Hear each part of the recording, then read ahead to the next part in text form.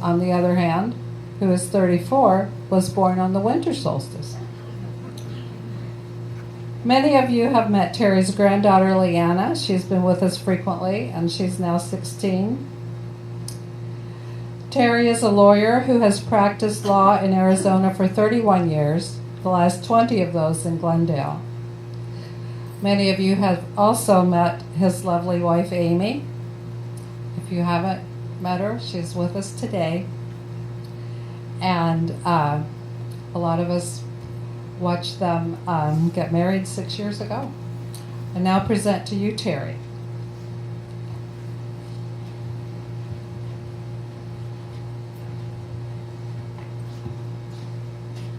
Good morning.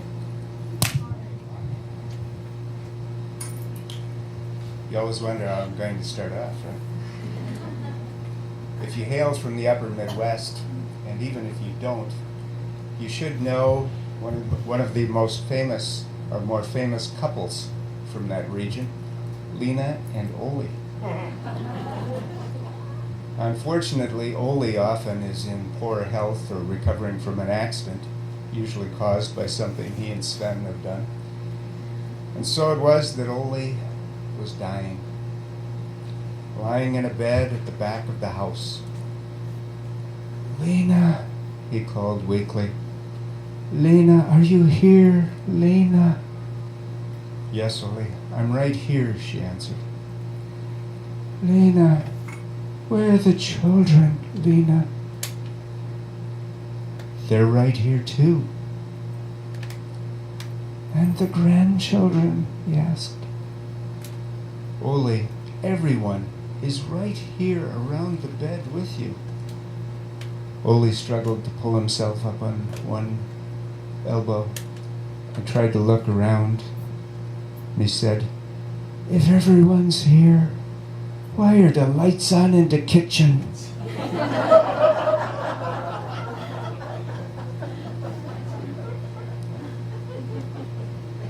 Well, lights take on a special prominence in the upper Midwest.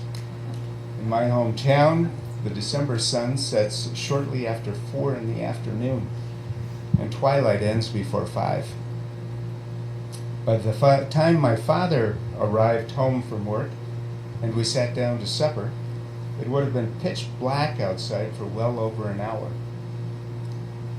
I still remember him several times walking into the house on a dark, cold winter after a long day of work, looking around at us 8 kids heading for the kitchen table and seeing that nearly every single light in the 2-level house was blazing. He would proclaim, "This place is lit up like a Polish church." Now, that line was not original with him. That is the sort of line that is passed down from generation to generation. It was part of his legacy. It's a legacy of Midwestern practicality, because you don't waste anything, not even the light. If you find something lying around and you don't know what it is or where it goes, or you just don't want to take the time to lick the green stamps and put them into the book, you put them into the junk drawer in the kitchen. And once or twice a year, someone, usually Mom, sorted through the junk and put it away. If we didn't need something right then, and we usually didn't, we didn't throw it away, we saved it. A little ball of string would be stored in the washed-out jelly jar above the telephone, along with a pen or pencil and some odd nuts and bolts, waiting for the day a package needed to be wrapped and tied and mailed to a relative. Our garage was the same way. Shelves filled with cans and jars and boxes of nuts and bolts and screws and nails and other assorted hardware, lumber stored in the rafters, leftover paint, tools, motor oil. And my garage today is the same. I guess that's part of my legacy. We had an intercom that Dad added when he built that house. My parents never used it. One reason being that it was a tube device and needed to be warmed up before it worked. The second reason being that neither one needed it to summon one of us kids from even the farthest corner of the house. My dad didn't raise his voice a lot, but when he did, it boomed. When that voice boomed, there was no escape. Not counting the windows, we had only 3 exits from the house, and standing at the foot of the stairs, Dad could see all 3. So we kids, at least the older kids, feared that booming voice, partly because we didn't hear it very often, but also because it conveyed anger, warned of additional discipline, disappointment perhaps, or discovery of something we'd either forgotten or hoped wouldn't be noticed. For example, the large depression in the kitchen wall caused by me slamming my brother Ken perfectly between 2 studs. How many times had we heard the words, "Just wait until your father gets home"? I think sometimes that we caused a lot of extra work for a man who already worked hard to support a large family. I remember him coming home in the dark, tired, and sitting at the end of the dinner table, sometimes splitting a beer with my mother. He could get halfway through the meal before realizing that one of the Everard girls was packed in between 2 of my sisters at the table. Sometimes he would come home, lie on the sofa in the family room, and fall asleep, even with kids running up and down the stairs right above him, and others watching the television only 10 feet away. It seemed that he also worked so that we kids could play. We had a play pool built of lumber and lined with contractor's plastic, and a backstop made of 4x4 redwood uprights and chicken wire that reduced the number but didn't eliminate the baseballs going into the neighbor's yard and garden. But it wasn't all work. I recall a trip that Dad, Ken, and I took to Shauna Lake, fishing from a pier, Dad replacing worms on hooks, and Ken impatiently moving his line from one side to the other in search of those elusive panfish. Another time or two, he rented a boat and rowed out onto the bay. Ken and I were packed in bulky red life vests and trolled lines behind us. We also spent many Sunday afternoons picnicking at the lagoons, a marshy park and preserve on the northeast side of the city where we could fish for bowheads. Or going to Bay Beach Amusement Park nearby, Dad doling out tickets for the bumper cars or the train ride. On hot, muggy summer Sundays, we'd pack into the station wagon and maybe drive to Waquoak Falls. The park was a pretty little gem just off the 2-lane highway to Sturgeon Bay, and in the middle of the Walloon Belgian farmland where some of my father's ancestors had settled. We could play baseball or frisbee or just run around. The falls themselves were often just a trickle of water falling over the limestone escarpment to a pool 20 feet or so below. We braved mosquitoes and poison ivy to play in the mud at the edge of the water. We also could drive all the way to Algoma, 25 miles from Green Bay, where after about 2 minutes of splashing around in the 56-degree waters of Lake Michigan, we'd dry ourselves and, still shivering, don sweatshirts and jeans. Dad grilled hot dogs and hamburgers on charcoal barbecues planted in the grassy strip above the shore. We'd picnic on one of the park tables. Mom would spread an oilcloth held down on the corners by jars of condiments and bring out the potato chips, Kool-Aid, and sometimes homemade baked beans or potato salad. Those are some of the memories I have of growing up with my father. Hard work, innovation, family time, simple pleasures, saving things for those just-in-case moments, and just being there. Mine was the first generation to grow up with television fathers like Ozzie Nelson, Ward Cleaver, and Steve Douglas. Men who really didn't seem to work that hard and often wore ties. Now that always seemed strange to me because my father only wore ties for church or funerals, and not always then. TV dads also often seemed confused by what was going on around them, rarely busy with any tasks other than reading, and not all that deeply involved with their sons' activities. On the other hand, those TV dads were around the house a lot, more than my father. And of course, Ozzie, Ward, and Steve rarely raised their voices and never shouted. My generation of fathers also pledged to be more involved with their kids. My dream was to be some ideal super dad and husband. I would work hard and make good money. I'd read parenting books. I'd change diapers, spoon baby cereal, and strain peas into their mouths.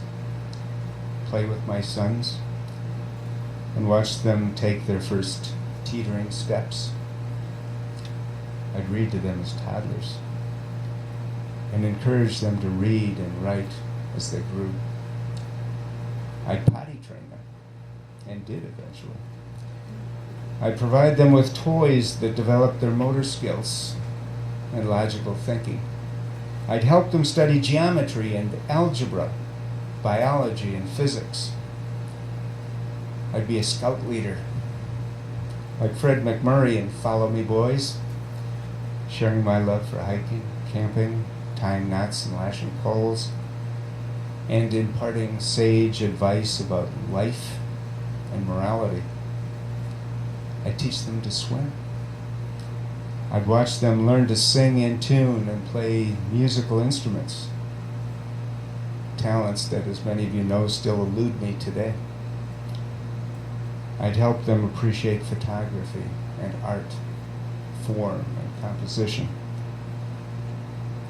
Like my father, I'd show them how to fix things around the house, work with wood, and repair appliances. I would give them the same deep experience I enjoyed of growing up with grandparents, aunts and uncles, cousins. I'd watch them grow into confident, self-reliant, and loving men and fathers. That was my dream.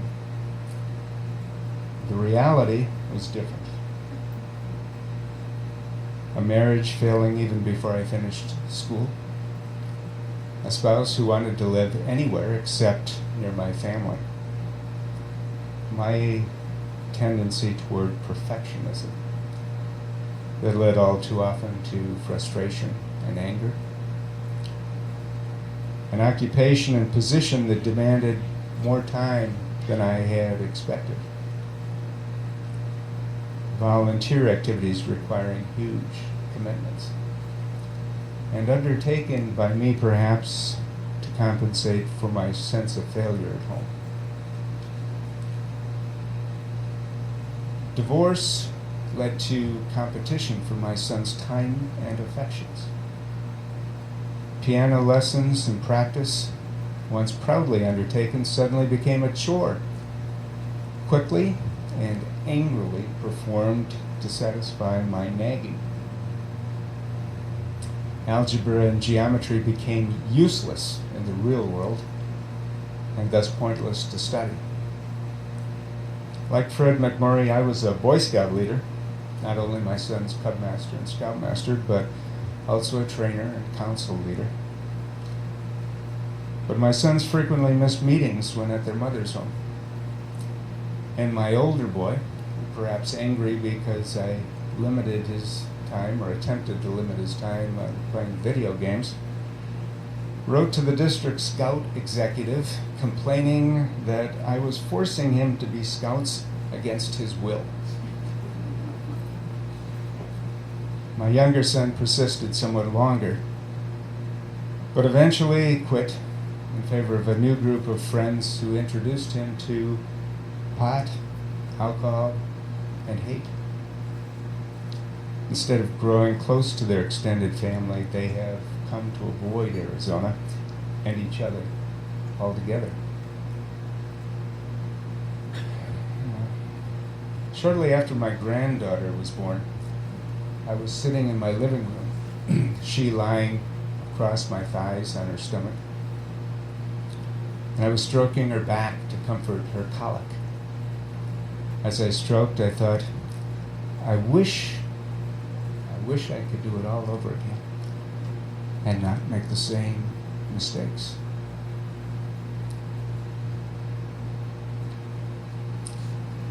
But as soon as that thought came to my mind, others poured in. I thought of parents who had lost their children to accidents and disease, of grown children who were active addicts or in prison, of children who had dropped out of school or disappeared from home, of parents who died young, and of children who grew up without them. And I thought, no, I have a beautiful granddaughter. My sons are alive and healthy today. Both seem to be clean and sober today. Neither has had a serious brush with the law, at least as of that time. I should be grateful. That night, I continued to stroke Leanna's back as she became quiet and fell asleep. In that moment, I learned a small lesson in acceptance. I've not learned that lesson perfectly, but at least I understand my need for acceptance of myself and of my loved ones, of our limitations as well as of our good qualities. I realize that sometimes I dwell too much on the painful memories and forget the beautiful memories tucked among them. Those memories can be of small moments, sometimes almost snapshots. For instance, I recall sitting in a delivery room filled with light and chrome from 12 to 1:30 in the morning, watching a quarter-sized patch of scalp with long, dark hair as Nathaniel slowly rotated in his mother's birth canal until his slender body could bend properly to exit.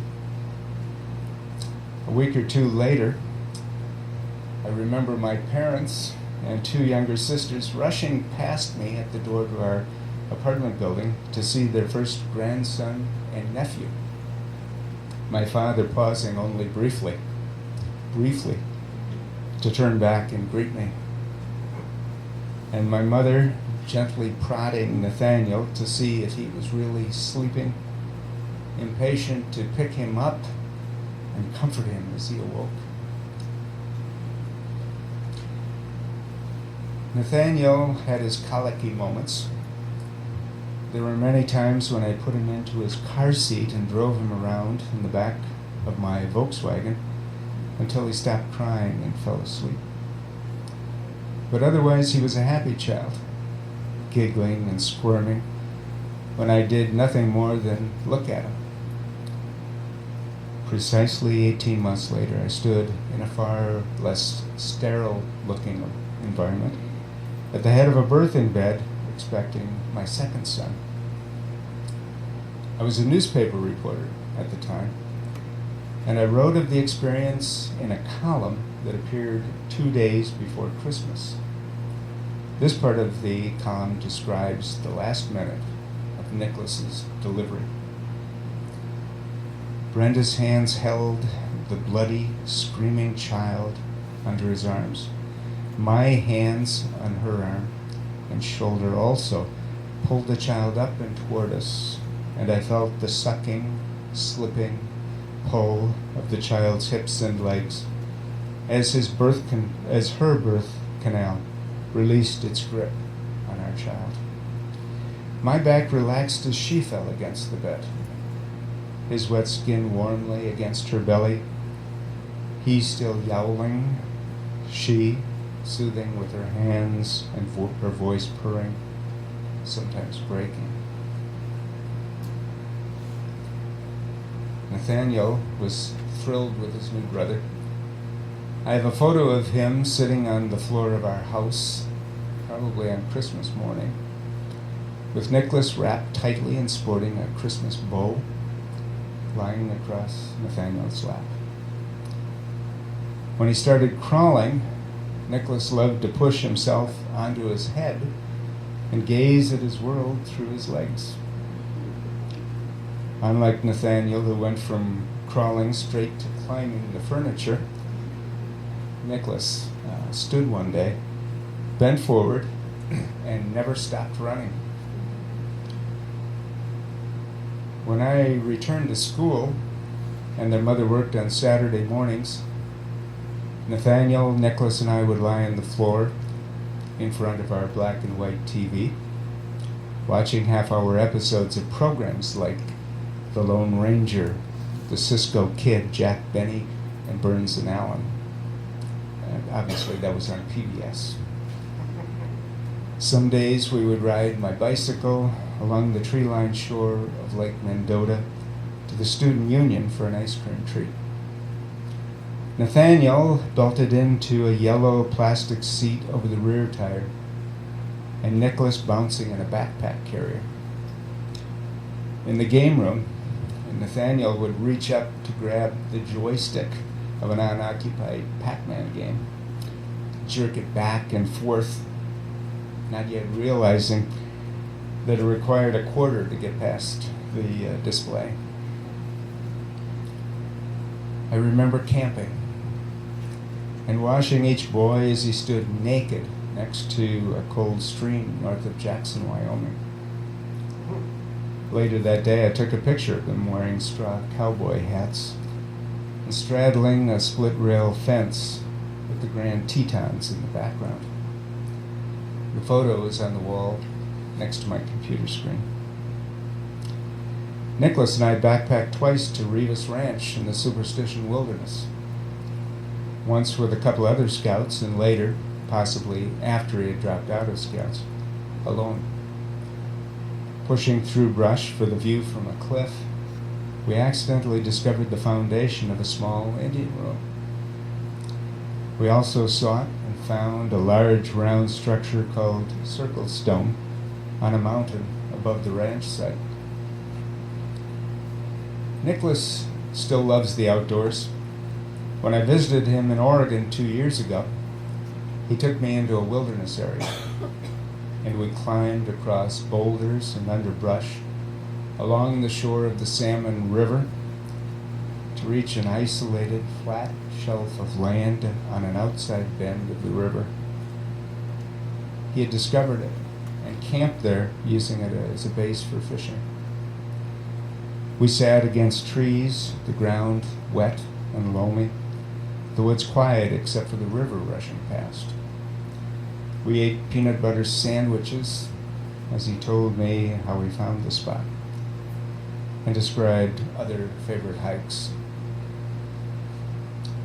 Both boys love to read. Nathaniel, who has accumulated more stuff, boasts of having over 3,000 books. For a while he seemed to find his voice in writing, but mostly he is a visual artist. He uses a camera as a base for his digital art. Well, Nicholas seems to enjoy taking photos of the outdoors and wildlife. Several years ago, I shared a 2.5-hour cup of coffee with Nathaniel. As an adult, he prefers to be called Nathan, at a Starbucks in Moline, Illinois. He spoke about what he still perceives as his painful childhood, and he detailed what he saw as my failures and my contributions to his pain. In the past, and at times since, I countered, objected, explained, qualified, or just plain disagreed point by point with his claims. On that day, I just listened. At the end of his venting, he paused, looked at me, and said, "You've changed."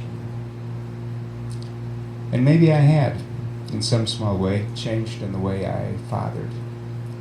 I thought I was just listening. Maybe it was just being there. I've come to accept that I will never be as wise as Fred McMurray's screen characters, as perceptive as Ward Cleaver, or as patient as Ozzie Nelson. Neither of my sons is very good about staying in touch, sending cards on holidays, including Father's Day, or remembering my birthday. And I feel the pain of feeling that I failed to live up to my dream of being that super dad. But when I re-examine my memories, I see much of me in them. The same way I see much of my father in me and much of my grandfather in him. And that simple fact proves to me that I was there, that as a father I've left a legacy, and it feels good. So, to my dad, I thank him for always being there. And happy Father's Day to all of you. Don't forget to turn out the lights.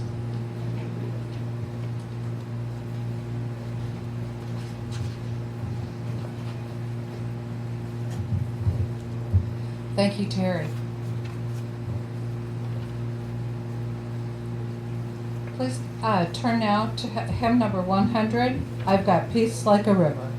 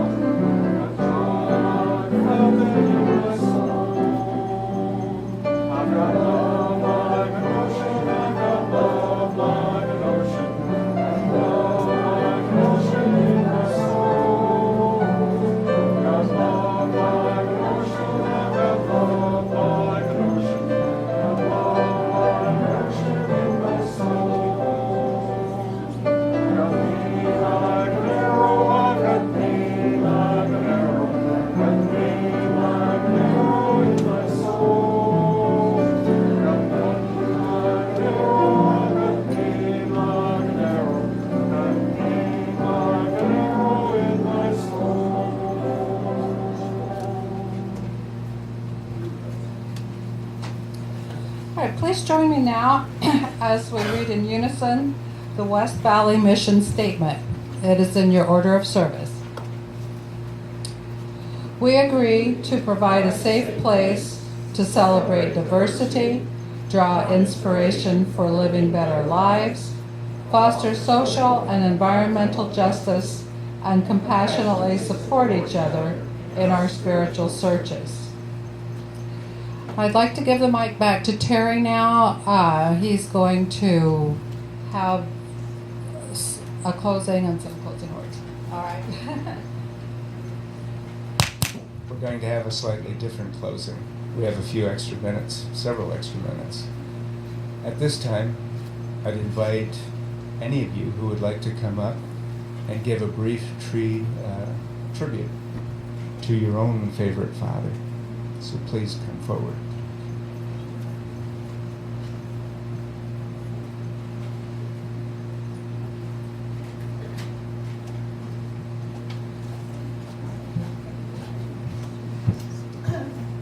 I'm Barry Linden. I would say that my favorite memories of my father is when he and I would go skiing together. And coming from Sioux Falls, South Dakota on the flatlands, we would go to the Black Hills, and it was really time just for the two of us. And he was probably the best skier I've ever seen. I can only try to be as good, but that's probably my favorite memory. And thank you.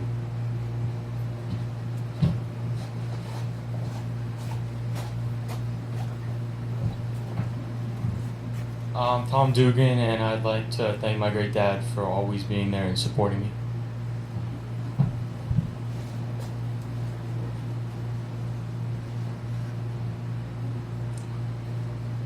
I'm Valerie Lynch, and I just lost my father last month. But one of the wonderful things about him, there were 7 kids, and all of us remember him giving individual time to each of us. And I always knew that he gave us wings to fly, and wherever we wanted to go, he was always there and always supportive of our choices and decisions. And I'm very, very lucky.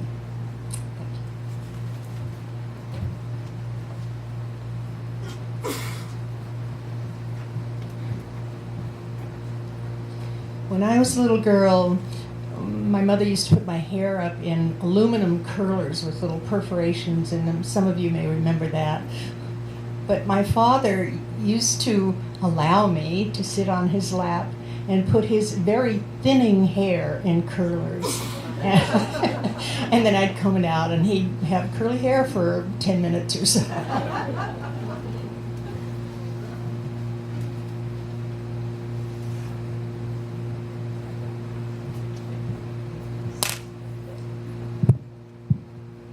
I lost my dad about 10 years ago, and I owe him a posthumous apology. He was a wonderful father for little children. He was an artist, and he would do outrageous Halloween costumes with robot things that would light up and move with the push of a switch I had inside made from a doorbell. He did makeup for theater arts. He made kites for us with rice paper and bamboo strips, and took us flying him. We went to museums, we went to concerts. He took me to see Moby Dick when Mom was home pregnant and didn't feel like going to a movie, and I was just tiny. He was a great father for little children. When I was a teenager, I was embarrassed by him. He didn't go to football games. He stayed home and tinkered with boats and bottles, building sailboats and bottles. He wasn't like everybody else's dad. He didn't go fishing. He didn't do the things that I saw American dads doing. He was what we would now refer to as morbidly obese, so I didn't invite him to father-daughter dances. And when the 60s came, the nuns that were teaching us at the Catholic school he paid to send me to, even though he wasn't Catholic, weren't promoting his conservative right-wing ideas. And I argued with him all through the Vietnam War and the Civil Rights era, and we fought loud and noisy at the table. And my mother would get indigestion from it. But then as an adult, when I quit fighting with him, he told my mom he thought I didn't respect him anymore enough even to argue with him. So we fought again in the years before he died. I miss him.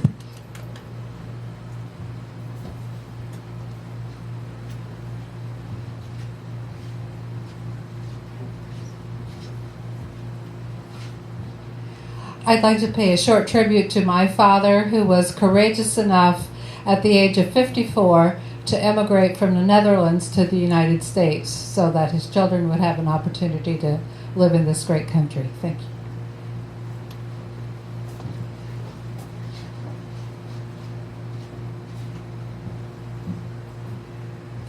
My name is Belinda.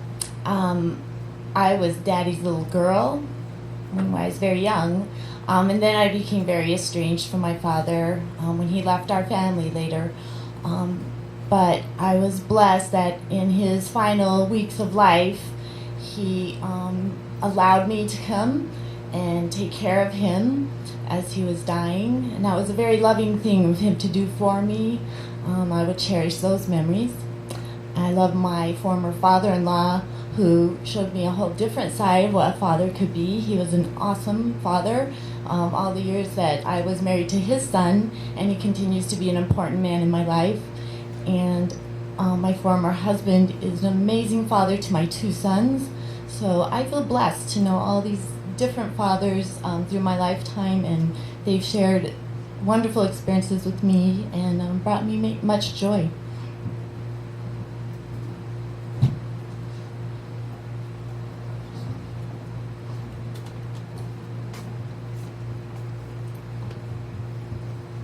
I also have this ode on the whole duty of parents by Francis Cornford.